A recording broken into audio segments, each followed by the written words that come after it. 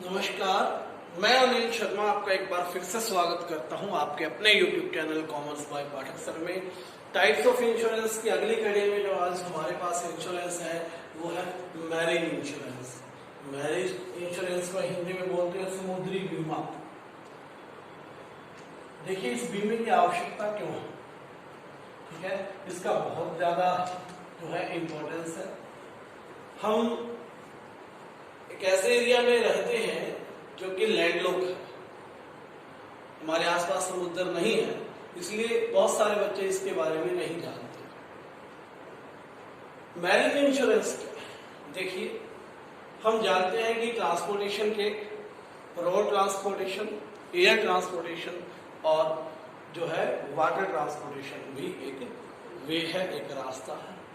और import export जो होता है उसका 70% तक लंबी दूरी का रास्ता होता है, वो समुद्री एरिया से होता है, ठीक है। यानी कि समुद्रों के रास्ते, मैरीन्स के रास्ते माल एक स्थान से दूसरे स्थान पर पहुंचाया जाता है, ठीक है। अब जानते हैं कि ये डिस्टेंस बहुत लंबा होता है और दो देशों के बीच में जो डिस्टेंस है उसे कवर करने के लिए एक जहाज को बहुत लंबा डिस्टेंस तो साथ साथ तय करना ही है, साथ में उसका रिस्क भी बहुत है। समुद्र में आपने सुना होगा समुद्री लुटेरे भी होते हैं, चोरियां भी होती हैं, ठीक है। और समुद्र में दो जहाज आपस में टकरा भी सकते हैं, पानी की लीकेज होने की वजह से जहाज जो है वो डूब भी सकता है, ठीक है। बहुत सारे रिस्क है समुद्री मार्ग में, समुद्री रास्ते में। तो इन सभी रिस्क को कवर करने के लिए देयर आर कंपनीज जो क्या प्रोवाइड कर रही है, मैरीन इंश्योरेंस प्रोवाइड कर रही है, समुद्री बीमा आपको क्या कर रही है, प्रोवाइड कर रही है। इसमें इंश्योरर जो होता है, इंश्योरर को हम बोलते हैं अंडरराइटर। इंश्योरर को इसमें क्या बोलते हैं, अंडरराइटर। आप एक प्रीमियम पे करते हो, प्रीमियम पे करोगे और प्रीमियम पे करके आपका जो माल है, आपका जो जहाज है, वो सुरक्षित अपनी डेस्टिनेशन तक जब तक नहीं पहुंच जाता, उसमें जो भी रिस्क है वो सारे के सारे कवर किए जाते हैं मैरीन इंश्योरेंस के द्वारा, ठीक है। बात उम्मीद करता हूं समझ में आ गया होगा कि मैरीन इंश्योरेंस का कंसेप्ट है।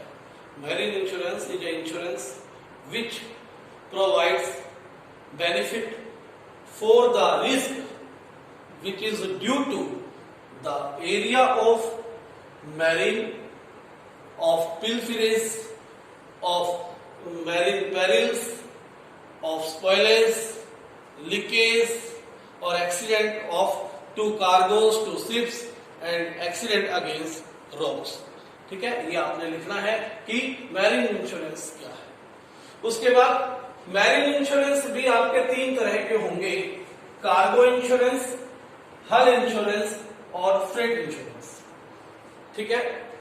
दो चीजें होती है, एक तो जहाज होता है, कार्गो होता है, ठीक है। समुद्री जहाज एरिया में बहुत बड़े होते हैं, ठीक है। उनका अगर हम एरिया निकालें तो हम कह सकते हैं कि हमारे जो स्कूल है इतना बड़ा जहाज भी हो सकता है, आप सभी जानते हैं स्कूल का साइज।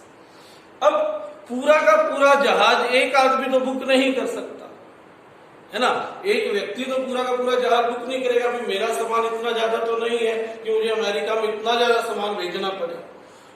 तो जब जहाज जाता है तो बहुत सारे लोग अपना छोटा छोटा सा अमाउंट, जो भी उनका माल उसको जहां भी पहुंचाना है वो लेकर आ जाता है, ठीक है। और एक जहाज में पर्टिकुलर स्थान बुक कर दिया जाता है और उसका माल एक कार्गो में डालकर उस प्लेस पर पहुंचा दिया जाता है। कार्गो क्या है, जहां पर आपका माल रखा गया है उस स्पेस को कार्गो कहते हैं, ठीक है। अब वो माल जो है आपका लाखों का हो सकता है, करोड़ों का हो सकता है, वो खराब हो सकता है एक्सीडेंट की वजह से, लीकेज की वजह से, स्पॉइलेज की वजह से, ठीक है। तो इसलिए इस कार्गो को इंश्योर करती है कंपनी, कंपनियां कि यदि ऐसा कुछ हो जाए, ऐसा रिस्क हो जाए, तो कंपनी आपको इस कार्गो में जितना भी माल था वो पे करेगी। उसके बाद हल इंश्योरेंस। हल इंश्योरेंस आपके शिप का, शिप इंश्योरेंस भी बोलते हैं। जहाज करोड़ों की प्रॉपर्टी है, नष्ट होगा, जैसे टाइटैनिक है ना, एक रोक से टकरा कर हुआ था, तो इसी तरह से कोई भी जहाज का एक्सीडेंट हो सकता है।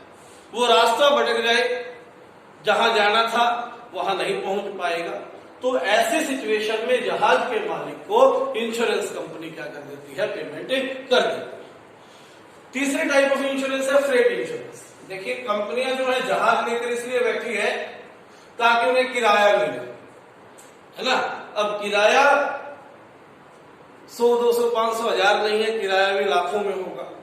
कोई भी कंपनी नहीं चाहेगी कि मेरे किराए का भी लॉस, तो इसके लिए भी कंपनी क्या देती है, आपको इंश्योरेंस देती है कि यदि जहाज किसी भी कारण से आपके डेस्टिनेशन पे नहीं पहुंचा, तो जिसने जहाज बुक किया है वो आपको किराया नहीं देने वाला, वो आपको फ्रेट देने वाला नहीं है, लेकिन कंपनी आपको वो फ्रेट जरूर दे देगी यदि ऐसा कुछ हो जाता है, ऐसा रिस्क अगर है, अगर हो जाता है। ठीक है। उसके बाद elements of marine insurance.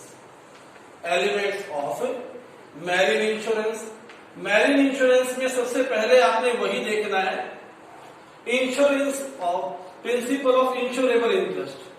Principle of insurable interest. Insurable interest का इसमें क्या है, लाइफ इंश्योरेंस में मैंने कहा था केवल at the time of policy is taken, जब पॉलिसी ली गई है उस समय होना चाहिए।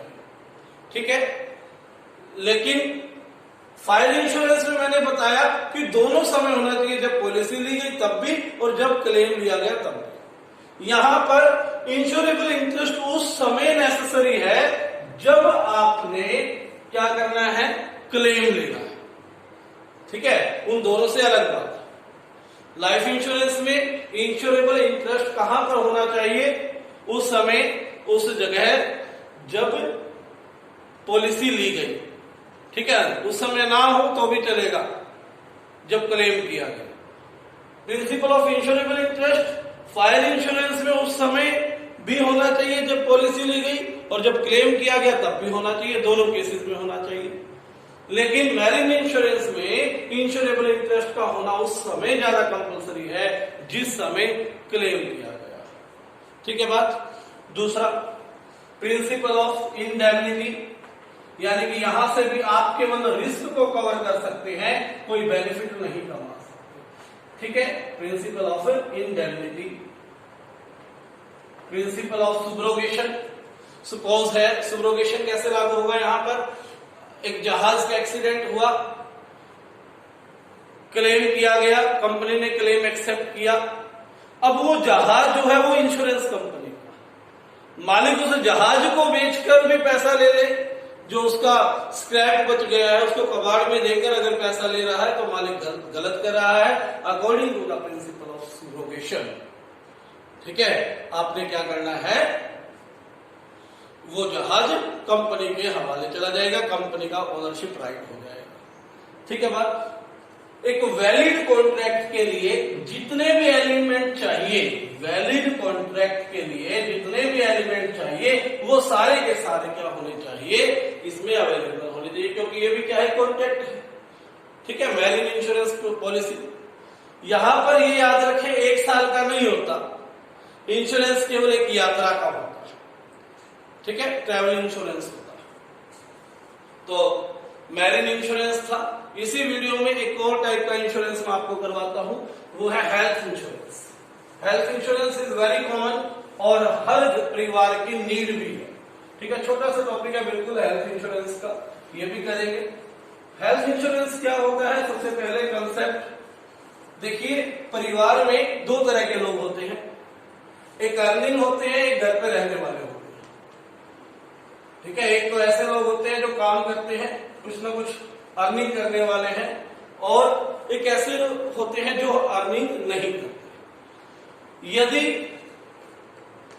अर्निंग करने वाला व्यक्ति वो बीमार हो जाए तो उसके बीमारी से सबसे पहली प्रॉब्लम आएगी कि घर बार में जो रुपया पैसा आ रहा है, मनी आ रही है, इनकम आ रही है, वो बंद हो जाएगी। दूसरी प्रॉब्लम ये है कि जो उस व्यक्ति के ऊपर ट्रीट करने के लिए, उसे ठीक करने के, इलाज करने के लिए पैसे लगेंगे, वो भी एक बर्डन हो जाएगा। तो बहुत जरूरी है कि अर्निंग करने वाले व्यक्ति को एक हेल्थ इंश्योरेंस पॉलिसी ले ले।